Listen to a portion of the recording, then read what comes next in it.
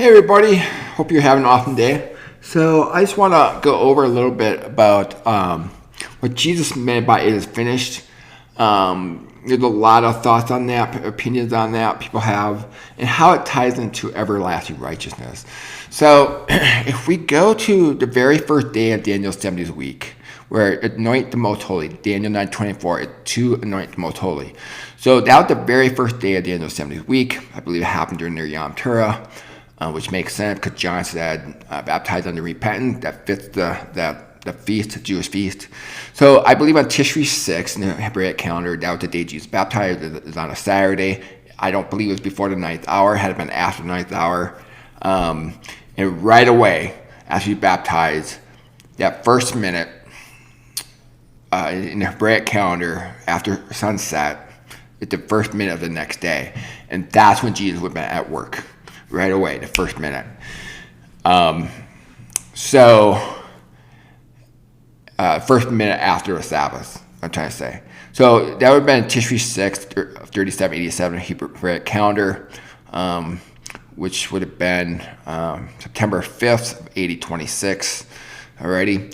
So on that day, Jesus was anointed, and the reason for that is to fulfill all righteousness. So it took him 3.5 years of doing everything the Father told him. So we go to John 14, 8 through 13. Whatever the Father says, I do. Whatever the Father does, I do. Whatever the Father says, I say. Whatever I see the Father do, I do. Okay? So he did that for 3.5 years. Okay? And that made him the perfect lamb. He was without sin before. That's what made him most holy. So it says anoint the most holy. He was the only one in the world without sin. And so that's what's meant by that. So when he died on the cross, remember he said, Father, into your hands I commit my spirit. He said that right before he said it is finished. So that's what I believe he meant by finished. It took him 3.5 years to reach that point. Doing everything the Father told him, everything he sees the Father doing, and saying whatever he sees the Father or hears the Father saying. So, and that's what made him perfect lamb. So with that became the source of everlasting righteousness. Let me say it again. It became the source of everlasting righteousness. Again, he said, Father, in your hands commit my spirit. So when a person becomes born again, you become a Jew inwardly. You become born of Christ inwardly. Alrighty? And so the following 2.5 years, now remember he said, this is the covenant shed for many, okay? And you read that right in Daniel 9 as well. That's the fulfillment of it right there. So 3.5 years, the gospel went to the Jews. So they were experiencing everlasting righteousness. Alrighty? So if we go over to here, this is the chart where I have Daniel 9:24, how they all tie in to the 70 weeks. Alrighty. So, so the 70 weeks ended here, and there's that 40-year period, the already not yet period, and then there's the consummation due to what happened in the 70th week. That 70th week was so powerful, it resulted in so many things happening. When it mentioned seal, vision, and prophecy, that was fulfilled in AD 66. That due to what happened in the 70th week, the murder of Jesus Christ. Basically, God put an end to the old covenant with Israel, taking on a new bride to Jews who came to Christ. Jerusalem that is above, that is free, and mother of all, Galatians chapter 4, verse 26. Alrighty. So,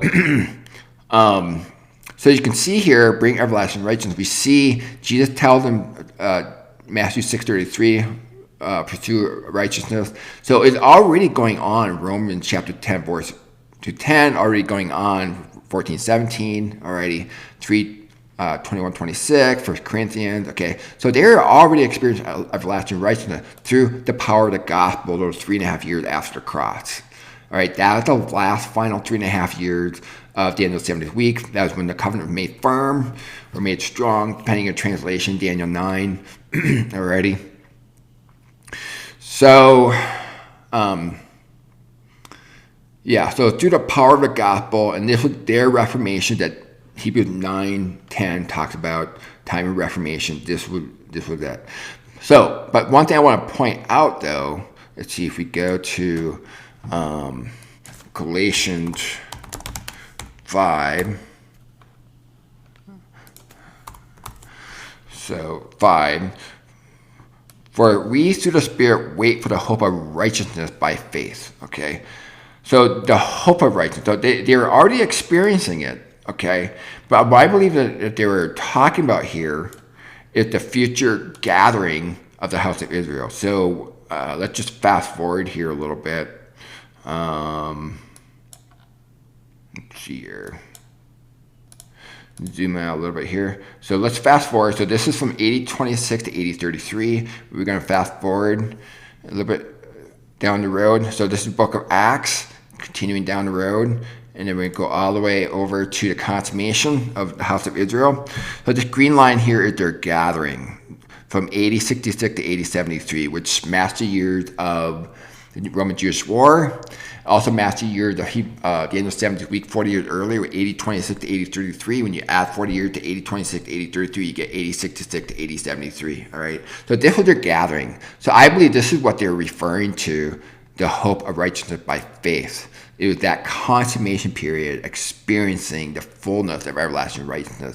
If we get the contrast when we look at 1st, 2nd, 3rd John, John refers to little children, right? So he preparing them for the Daniel chapter 12, verse 12 prophecy, 1,335 days.